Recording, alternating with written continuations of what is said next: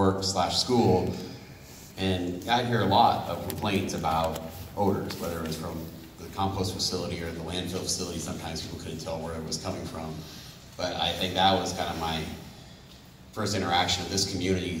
Has kind of already done its fair share of taking kind of the brunt of a regional problem in their own backyard. And I'm kind of walking into this conversation. I heard about a proposal that the people who live in this community shouldn't be asked to have to do more than they've already done. I think they've already done their fair share. And I think that, feel bad for King County folks, sorry. I think if some of the options on the table I think we'll hear about tonight from the county are what would be large investments in kind of a, whether it's a waste energy plant, stuff like that. And I think there could be roles the state plays on renewable energy incentives and policies like that might make it easier for those sort of plants to pencil out. And I just want everyone in the room to know that, even though I can't stay for this whole event, my Chief of Staff, Adam Day, will be here for the whole event, but I am on your side in this to make sure that we end up with a decision that doesn't make it harder for the people of this community to have to do more than what they've already done, and whatever state policies I can help with in Olympia next session to incentivize making what I think will be a smarter long-term investment in a facility that doesn't involve this community having to take on more than its fair share is my ultimate goal. And with that, I'll turn it over to Representative Graves.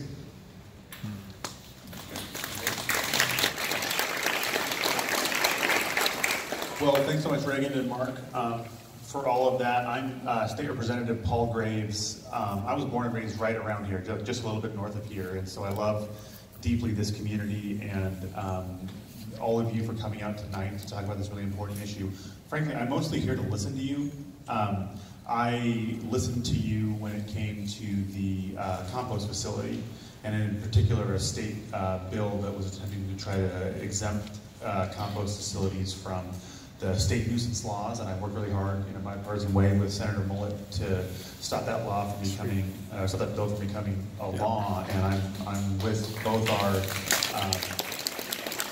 well, and in fact, so I appreciate the applause, but more than that, you should appreciate yourself, because here's like, you are the example that I give when I tell people that you should get in touch with your state legislators, because when I hear from you, what I don't get is these kind of form cut and paste emails that some groups do where they're all the exact same thing, and they make a difference, of course, but they're not as important. You sent me these wonderful 5-paragraph emails that are all thoughtfully laid out and that do a great job of explaining how the odor challenge is and what a difficult thing it is to have barbecues out here and things like that. And those things, I can tell you, they genuinely do make a difference, and they make it so much easier in Olympia to be able to fight against the kind of bad laws and try to fight for better laws. So more than anything else on the expansion here, I'm here to listen to you, and I'll continue to do that for as long as they give me the chance. Thanks very much. Thanks, Paul. You're doing a great job for us.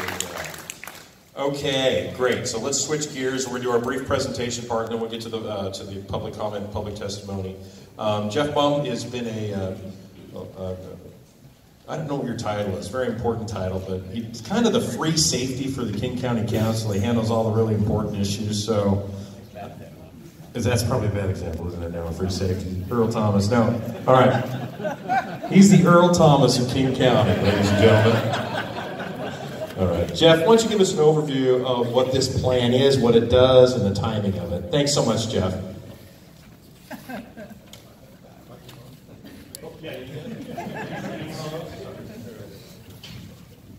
Thanks. So let me get this thing going here. Great, that's totally not working. All right, well, you know what? I could just... Yeah, I'll just wing it. So I'm Jeff Mumm. I am the council's initiative director, and I was asked tonight to come over and give you all a high-level overview of the comprehensive plan. Apologies, our actual expert on this issue is at home actively trying not to have a baby. She's on bed rest, so she can't be here tonight. So this is going to be very high level.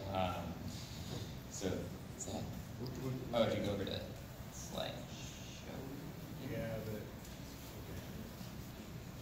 Great. So quick overview of the solid waste system. King County Solid Waste Division they manage the garbage for 37 cities and the unincorporated areas in King County. The only 2 cities they don't manage the garbage for is Seattle and Milton. They have 8 transfer stations and a couple of drop boxes throughout the unincorporated areas, and they also do the recycling.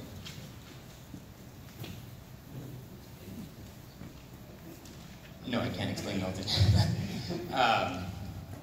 So this comprehensive plan is this is the document.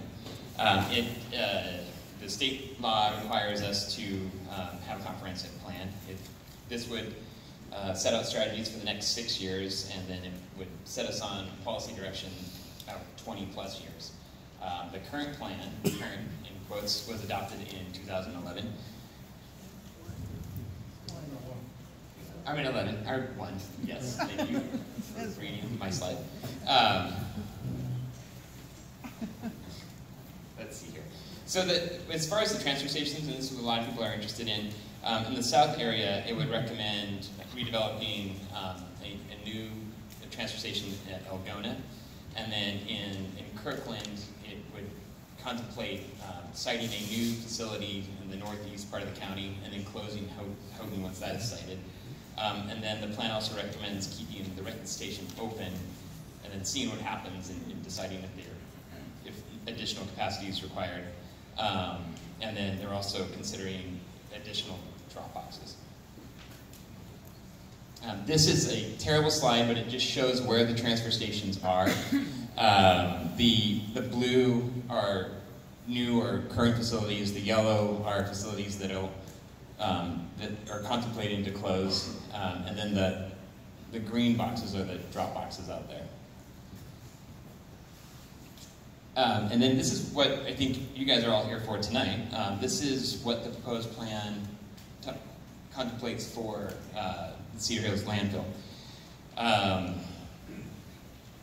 Simply put, the county is responsible for managing the solid waste division is responsible for managing the county's garbage for the next until 2040. However, the landfill is projected to run out of capacity in 2028. So the plan has to figure out what's going to happen in that time period when the garbage will pile up. The 3 recommendations, the plan looked at 3 different options and recommended one. The first option it looked at was expanding the landfill. The second option is exporting the waste on a rail facility, so just putting it on rail cars and taking it to another landfill, either out of state or out of the county. And then the third option was developing a waste energy facility. So they don't like expanding that. Yeah, okay. You did Plaza Sounds.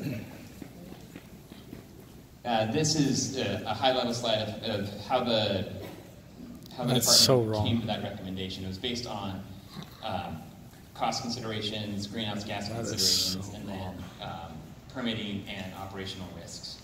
That's so wrong.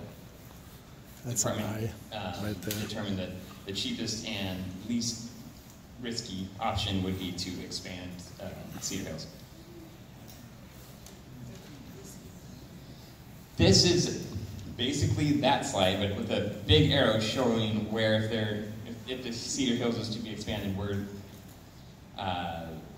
what's left to, what capacity is left at the landfill. It's there in that southeast portion where is currently the supports facilities are located.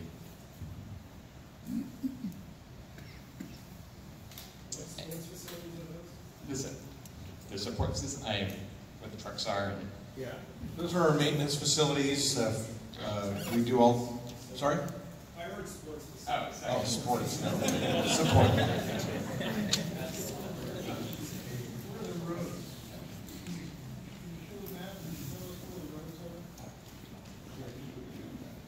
Where's Cedar Grove?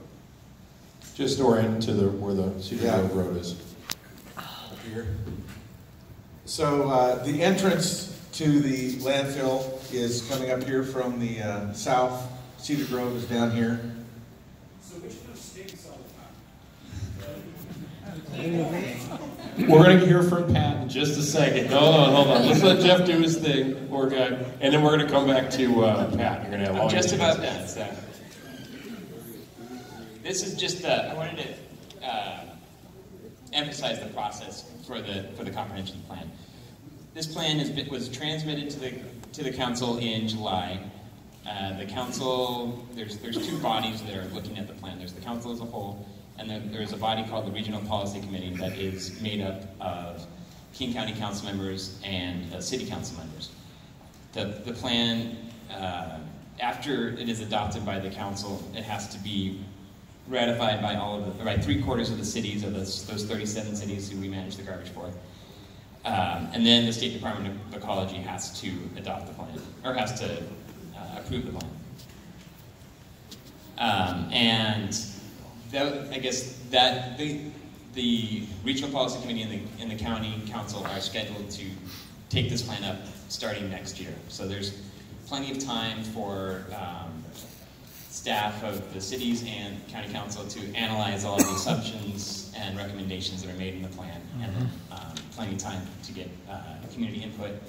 The bottom line, this plan represents a 20-year decision, and I think it's safe to say that regional leaders and County Council want to get it right. That's what I got. Any questions on anything, timing, or anything specific to what the council's role will be? Then we're going to have solid waste come up and talk. Specific for Jeff?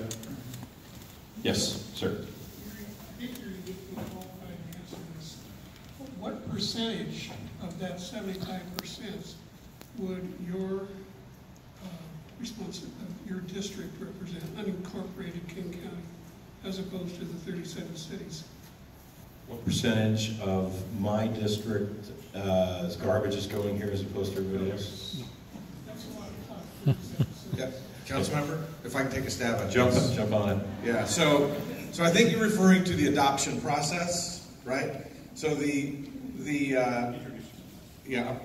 my name is Pat McLaughlin, and it's my honor. I serve as your solid waste division director for King County. And so the adoption process that was mentioned refers to the city adoption process, not the unincorporated areas. The unincorporated areas aren't taking a specific action.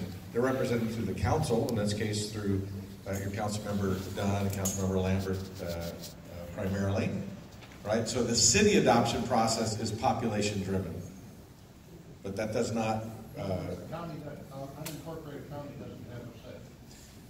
No, you have a say, right? So your voice is through your council representation.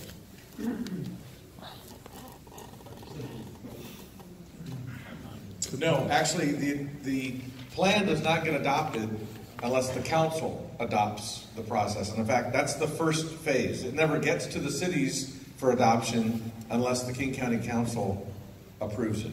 So it doesn't go for city consideration until the council takes their action. And so they actually, just to jump in on that, it's dual tracked. Goes to the Regional Policy Committee, which is chaired by Councilmember Pete von Reichbauer, and then the council gives it an up or down vote. So depending on how you look at it, I'm one of 9 members. And so my job as your elected official in this area, at least as I see it, is to advocate for this district's interests and try and get 5 votes together, a coalition, if you will, to try and get what my vision would be for solid waste moving forward. Thank you. Pat, did you want to finish up on your prepared remarks? Sure. What we're going to do is we're going to do prepared remarks and head of the Department of Permitting and Environmental Review and then Public Health, and then we'll get into. But if you do have specific fact-based questions, these are the people to ask. Thanks. Okay, so again, Pat McLaughlin, my responsibilities are to provide the leadership and direction for the Solid Waste Division. We view our role as achieving zero waste of resources, enhancing the environment, and doing it through innovation and collaboration. And so tonight is a real important part of that. This is part of the collaboration. We do want to hear from our customers, from our neighbors, and from our stakeholders. So I really genuinely appreciate you being here tonight. I'm, as council member also said, I'm here to listen. I may have some answers as well. If I don't have the answers, then we're going to get you the answers. But I just wanted to start by just saying thank you for being here tonight. Thank you for being good recyclers. How many of you are recycling at home, right? That's amazing. King County has amongst the best recycling rates in the nation, and it's because of folks like you. So we're at this crossroads in long-range planning. The good news is you have representatives at the council and on the executive staff who are looking long-term in managing for our environment and for managing for our waste, finding ways to drive recycling even higher. And that's what all those things make King County an amazing place to live and play, right? So we're doing long-range planning. That's the good news. We're at a crossroads. And quite honestly, a lot of the easy choices have already been taken. So one of the biggest decisions that we have to make in this comprehensive plan, and as Jeff pointed out, this plan lays the framework for 20 years, right? It has a really long lens associated with it. And there's a lot of important policy choices around recycling, around our transfer services, but the biggest policy choice that we have is around our disposal options. Now, we're obligated to you as unincorporated residents to provide that service, and we're obligated to 37 cities to provide that disposal service. We actually have a contract with those 37 cities that says we have to provide that through 2040, right? That date might get extended, again, who knows, but right now that's the planning period that we're obligated to provide service for. With that in mind, Cedar Hills will reach capacity, will reach its built capacity in less than 10 years, right? Now you've heard, how many of you heard dates when the landfill is going to close, right? Many times, right? Many times. There's a lot of reasons why those dates get extended. Sometimes it's because there's more built capacity. Sometimes it's because the economy has shifted, right? The fact is you're generating a lot less waste than you, not you personally, right? Us collectively. We're generating a lot less waste since the Great Recession in 2008. Well, that extends the capacity of the landfill because there's less waste going into it, right? So there's a lot of reasons why that date moves out. And right now, the real decision is, what are we going to do with the garbage from King County? It's about 1 million tons of garbage right now. Where is it going to go in 2028? It has to go somewhere. So we can add what would likely be, and you can see by the maps, in order to add any capacity at Cedar Hills, we have to move facilities to do it. I mean, we don't have any more land at Cedar Hills, right? And that's one option that we've looked at and we'll talk about tonight. We could put waste on a train. The city of Seattle does that. Snohomish County does that. And send it to an out-of-county landfill. That's an option. And we could pursue siting and building a waste-to-energy plant. We think that all three of those options are theoretically viable, right? They all work, right? Waste-to-energy is a solution that works. It's not a question about technology, right? It's a question, really, when you're talking about 2028, it's a question of feasibility. But it's not a question that doesn't work. We believe it works. We believe that it can be done safely, right? We believe waste export works. It can be done safely. And we believe that landfilling works and can be done safely. They all have risks to them. They all have costs associated with them. They all have environmental impacts associated with them, right? And what we've done is tried to look at all those dimensions to determine what is the next best solution for 2028. What can actually be accomplished between now and 2028? Because we can aspire to site and build a waste energy plant, but I don't believe that's a realistic objective in less than 10 years. Now, I've only been doing the solid waste thing for about 6 years, so, I'm not saying, some of you have been in your careers for decades, right? But I can tell you in that relatively short period of time, siting and building transfer stations can take longer than 10 years, right? That's okay, that's my job I'm not looking for sympathy there. But from a reality perspective, we need to know that we have a responsible, workable solution in place in less than 10 years. And you're expecting that because you're going to have garbage that you want to make sure goes somewhere, right? So I'm happy to answer questions this evening around how we analyze those three choices, what we see as some of the risks associated with rail capacity, for instance, is our primary concern with respect to waste export. It's not the capacity of those out-of-county landfills. It's not necessarily the capacity of the local rail yards, but it's the space in between. Right now, many of the rail segments between us and those out-of-county landfills are already at capacity and projected to get worse. And so there's not a clear path there, right? So nonetheless, I'm happy that you're here this evening. I'm here to listen and happy to try and answer the questions I can. I've got some staff support here as well so that we can capture the feedback that we get from you. It helps us make better decisions, and so thanks for taking the time to be here this evening. Thanks, Pat. Next up is Jim Chan. He is a brand new, well, he's been director for a long time. He was just confirmed by the King County Council, our permanent director of the Department of Permitting and Environmental Review, which is now a huge chunk of a brand new cabinet agency that was created at King County, the Department of Local Services. So they took permitting, code enforcement, the roads division, a few others, and threw them together as the Department of Local Services, designed very specifically to target the needs of unincorporated area residents. And I'm cautiously optimistic that that's going to help in terms of service delivery out here. Jim, welcome. Thanks so much. Thank you, Councilmember Dunn. Thank you, everyone, for being out here tonight. Again, my name is Jim Chan. I'm the interim director, soon to be, well, it's news to me, but thank you for letting me know.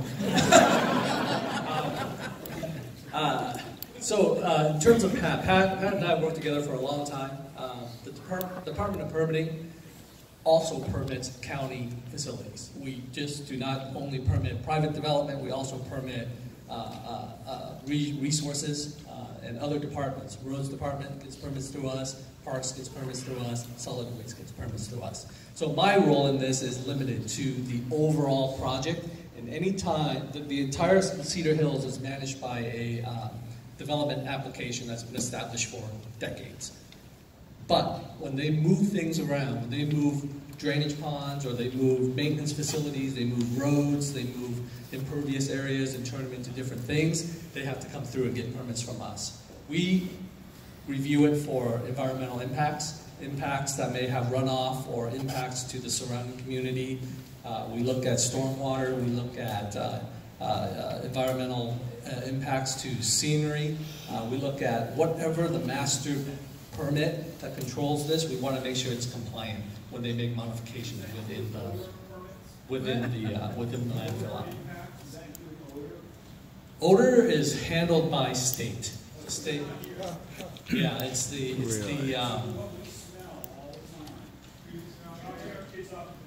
Puget Sound Air controls the odor. We will do environmental impacts, but odor is a separate issue. Convenient. Can we just talk about, can you just basically just sort of touch on what the Puget Sound Clean Air Agency does and that relationship with these various units of local government?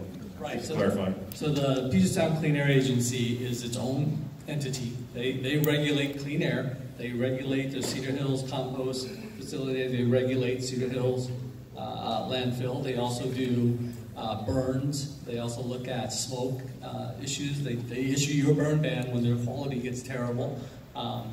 We do the burn bans for fire hazards. They do the burn ban for air quality. So they're regional. They're statewide.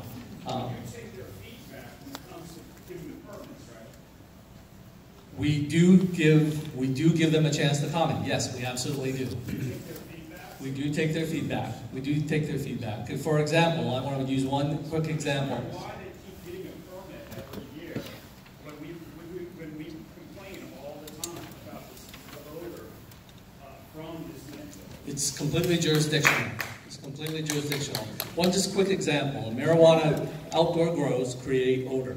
Just recently, Puget Sound Clean Air Agency determined that they will no longer allow or permit support outdoor grows for marijuana. We, King County, allow outdoor grows for marijuana, but we will not be able to issue that permit without their approval. So just an example. We work together. Yeah, just an example. I'm here to answer questions as well. I'll be here tonight. Isn't getting that permit from you guys a conflict of interest? So the question is, does the solid waste division or any county agency that gets permits from the county a conflict of interest? Is that the question? It's a huge conflict. So we are a separate department. We're a separate agency. They follow the same rules that we would impose on private developers. We do it all the time. If you ask Pat, he's frustrated, just like many of you are frustrated trying to get permits through us. All the requirements that are necessary to get those permits. Is anyone here from Puget Sound Clean Air Agency by chance? They're hiding. Nobody invited them. Okay. Cheap shot. It's true. Okay, wait, we have one more and then we're going to open this up. Ryan Kellogg is with the Environmental Health, Director of Public Health, and he's specialist in community toxins. Just want to say a couple words about your role and relationship with this. Yeah, sure can. Thanks, Councilmember. Good to be here and hear from all of you on the comp plan. I just wanted to spend a minute talking about the role of Public Health Seattle-King County. So even though administratively public health is within the county's system, we actually have a separate board, the Board of Health, which is represented by the county council, several city representatives, and also some at-large members. So in Washington state, local public health jurisdictions are responsible for regulatory oversight and solid waste facility operations. So after Jim's group does the siting review and the road placement and the facility is ready to go operational, public health oversees the operations of the site. So doing regular inspections, compliance reviews, doing plan reviews for new proposals and operations, and doing any kind of enforcement if we notice problems happening at the sites. We permit and oversee somewhere around 50 plus solid waste facilities, so it ranges from everything from the landfill to transfer stations, to closed landfills, to drop box stations, to composting facilities, and construction, demolition, land clearing landfills and recycling operations. So, air pollution? I'm going to defer to the previous comments that air pollution control is in our region is with the Puget Sound Clean Air Agency, which is a regional agency of which King County is a part. But they don't provide permits. They're not in charge of permits. You're in charge of permits. We're in charge of the solid waste operating permit. That's correct. Right. So why are they keep getting a permit when we complain about odor results? We work actively with the Clean Air Agency when odor complaints come up. Doing what? Let me come back to you. There's a question over here I'd like to get to, and then I'll come to you two over here. So you're with public health? I am. Studies about rats and mice and flies that are generated from these facilities? We do. Just curious. Definitely in our purview. Yeah. What about the garbage dropped by the eagles? The eagle population has exploded up there. There's over 100 eagles, and we're just one property owner. We get dirty diapers, we get menstrual pads, we get garbage, we get rotten meat dropped on our property. So what would you do about that? I can't speak to that specific situation, but I encourage you to come talk to me sometime this evening and let me know. Landfill. Bogus. You bet. My contact. Chicken bones Eagles. all the time that are dog beds. Actual eagles, not like members of a club. Okay, so a few years ago we toughened fines related to people who are doing illegal dumping. It's a really, really serious fine, plus there's a civil penalty. So if you do happen to catch a license plate, or if you look at the garbage and there's an address there, people just kind of take in their mail, gosh, please call me or call law enforcement. That is a helpful thing. But one of the problems is, and Pat and I have gone back and forth on this, is when you raise the fees at the transfer station to $25 a minimum, what it's doing is starting to price people out of their ability to take it to the dump, and they take it to that vacant lot and they dump it out there. And that's one of the problems I have, which is why I think we need to keep, because you know where that garbage goes, right? They don't drop it downtown Bellevue. They take it out here. So that's a huge issue, but please report violators. It's a serious crime, and we're looking for some, the theory of prosecution is deterrence, right? So we want to set some examples here, and that's one of the things we can do. All right, more questions over here. Hi, I wanted to ask whenever you're issuing permits, when do you contact Puget Sound Clean Air Agency? Do you contact them before to get a current list of all the complaints? Or is this after the That's fact? a great question. I'm going to defer to my facilities supervisor here to see if she knows. I don't know that detail, I'm sorry. Good evening, everyone. I'm Yolanda Pona. I'm the interim solid waste supervisor for public health. So we get monthly, maybe weekly, complaint logs from Puget Sound Clean Air. They're sent specifically to me, of not just here in King County, but also in their region, which they cover 7 counties. We do consult with them prior to, and they actually get to see a draft version of the permit before we issue it for our solid waste, if there are odor issues that are brought up by citizens. I just wanted to answer back to that. I thought in the previous lawsuit that we had in 2000 that Solid Waste Division agreed to getting daily reports from Puget Sound Clean Air so that they would know and be able to identify, okay, we have a problem, we need to go check it out and figure out what the problem is. It sounds like that's not been done since then, and it's still not being done. I don't know how you guys can fix a problem when you don't know about it until a week or a month later.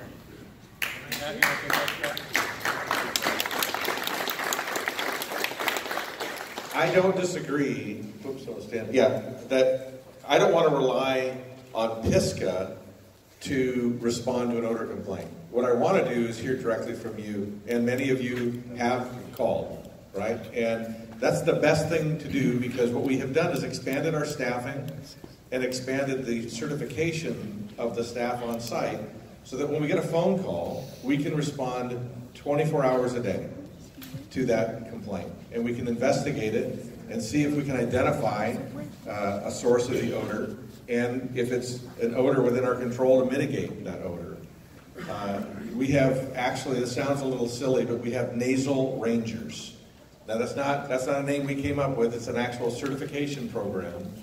And our staff, who are on, as I said, 24/7, are certified in and they use special equipment to actually detect and measure odors, right? So they're on site right now, and they are responding to odors every day that they get a call. Right? And that's not every day that they do get a call, but no matter the hour of the day or the day of the week, they're on staff and prepared to respond. And so we're certainly responsive to PISCA and to public health, our regulators, but I want to hear from you, not from them, if you have a concern. My name is Hank Haynes. I'm with the Greater Maple Valley Unincorporated Area Council, showing up speaking for myself since I live right across from the landfill here, and I want to congratulate you on the fine work you've been doing over the years and the outstanding work Honorable Reagan Dunn does in working with the Greater Maple Valley Unincorporated Area Council over a significant number of issues that we handle every month. But speaking for me personally, I'm no lawyer, but I think there's this idea, a very old law called quiet enjoyment. It's covered under Washington state law, whereby people can complain about things like enjoying their gourmet food while they get to smell something that is much like a toilet, but they don't know if it's their neighbor or the hill across the way that's causing it because of a thermocline. And of course you can't go ahead and sue an endangered species for dropping something in your backyard, protected species, I believe.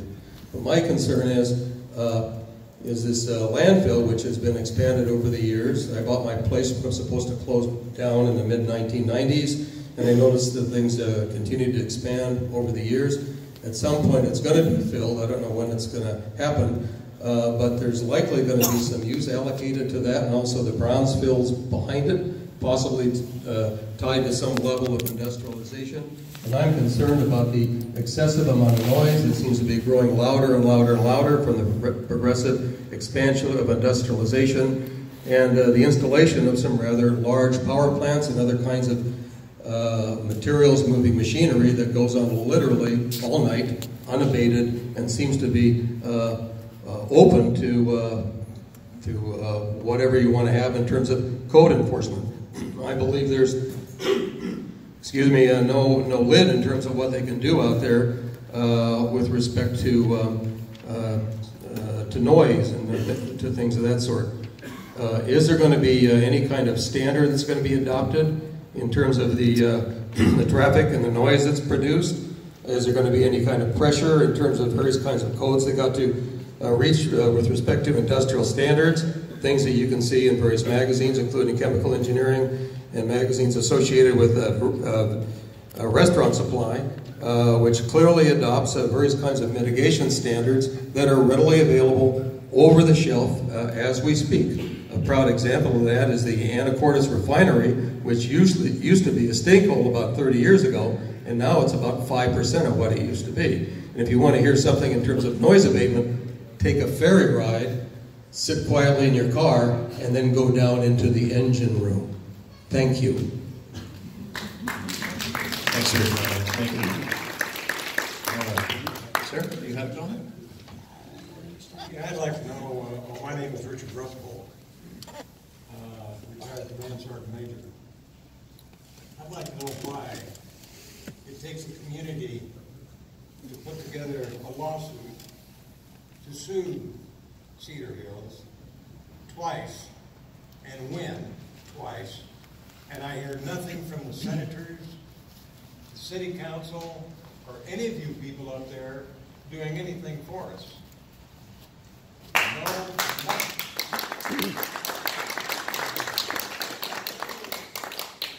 We want to be a good neighbor, and we try to be a good neighbor, right?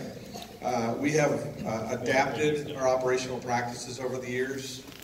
As I mentioned, I wasn't here in 1999, but I've learned by working side by side with people who have put a lifespan of service to the county and to you, that the operational practices are very different, and the design of the landfill is very different than it was 20 years ago.